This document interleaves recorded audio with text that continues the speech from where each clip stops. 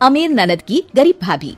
रीना एक मध्यम परिवार की लड़की थी, लेकिन उसकी भाभी शिवानी एक बड़े घर की बेटी। शिवानी की शादी अभिषेक से लव मैरिज थी। अरे भाभी, ये कितना अच्छा सूट पहना है आपने। काश ऐसा मैं भी पहन पाती।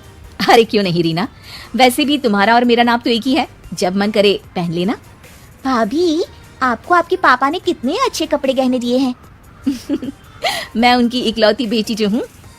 बेटी तो मैं भी इकलौती हूँ, लेकिन क्या करे, पापा है नहीं, पता नहीं कैसे होगी मेरी शादी।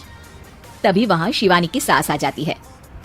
अरे क्यों नहीं करेगा भाई तेरी शादी धूमधाम से, आखिर जिम्मेदारी है तो उसकी। और वो दिन भी आ जाता है जब रीना की शादी तय हो जाती है। अभिषेक, क्या हुआ? आप इतने परेशान तो कभी नहीं दिखे, कोई बात है तो बताइए मुझे। अरे शिवानी, वैसे तो शादी का सारा इंतजाम हो गया है, लेकिन गहनों का रेट तो आसमान छू रहा है। कैसे क्या करूं, कुछ समझ में ही नहीं आ रहा। थोड़ी देर में शिवानी अपने पूरे गहने अभिषेक के सामने रख देती है। ये लीजिए, गहनों का इंतजाम भी हो गया। अरे नहीं नहीं शिवानी, मैं ये गहने किसी हालत में भी नहीं ले सकता। ये तुम्हारे पिता ने तुम्हें दिया था, और तुम हो कि। तभी वहाँ सास आ जाती है। अरे तो क्या हुआ, इसकी तो हो गई ना शादी, अब किसे दिखाने हैं इसने गहने। सास गहनों का डिब्बा शिवानी के हाथ से लेकर वहाँ से चली जाती है।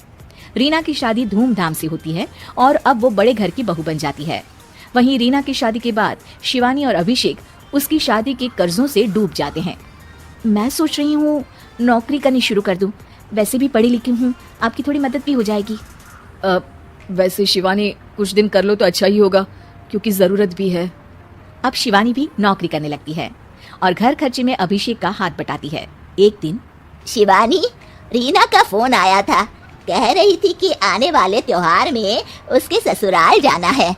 ठीक है माँ। अरे ठीक तो है, लेकिन एक काम कर लेना, उसके सास ससुर से लेकर पूरे खानदान के कपड़े मिठाइयाँ सब ले आना, और हो सके तो रीना के लिए छोटे से कान में पहनने के बूंदे भी। और क्या है ना, शादी में उसे सारी बड़ी बड़ी कान की ज्वेलरी दी थी, घर में पहनने के लिए तो उसके पास कुछ भी नहीं है। शिवानी सोच में पड़ जाती है कि वो क्या करे, क्योंकि कर्जों और घर के खर्चों के बाद तो पैसे बचते ही नहीं थे। शिवानी फिर अपने पिता को फोन करती है और उनसे पैसे मांगती है। देखो शिवानी, मैंने तुम्हें शादी के वक्त ही मना किया था कि ऐसे घर में शादी करनी ही नहीं चाहिए। अरे अभिषेक को शर्म आनी चाहिए जो ससुराल से पैसे मंगवा रहा है। शिवानी को पिता की बात पर गुस्सा आ जाता है। आप मेरे पिताजी हैं और मैं परेशान थी, इसलिए आपसे मदद की उम्मीद की पापा। अभिषेक को तो पता भी नहीं है कि मैंने आपसे पैसे मांगे हैं। शिवानी सोचती है कि वो अभिषेक से बात करे, लेकिन फिर उसे लगता है कि वो टेंशन ले लेगा। तभी शिवानी की नजर हाथ के कंगन पर पड़ती है, सीधे बाजार जाती है और उसे बेचकर ननद के घर ले जाने का सारा सामान लेकर आती है और सास के सामने रख देती है। हाँ ठीक है, लेकिन फल थोड़े और अच्छी क्वालिटी के होने चाहिए थे। शिवानी कुछ नहीं कहती, वहाँ से चली जाती है। एक दिन शिवानी, रीना का फोन आया था, बहुत रो रही थी। क्यों माँ, क्या हुआ? सब ठीक तो है ना उसके ससुराल में? अरे तूने तो उसकी नाक ही कटवा दी। अब मैंने क्या कर दिया माँ? कह रही थी कि बड़े घर की बहू है भाभी, जो कपड़े दिए वो ब्रांडेड भी नहीं थे। तू तो जानती है ना उन लोगों का पहनावा कितना अच्छा है। तू तो मेरी बेटी का भला कभी सोचती नहीं।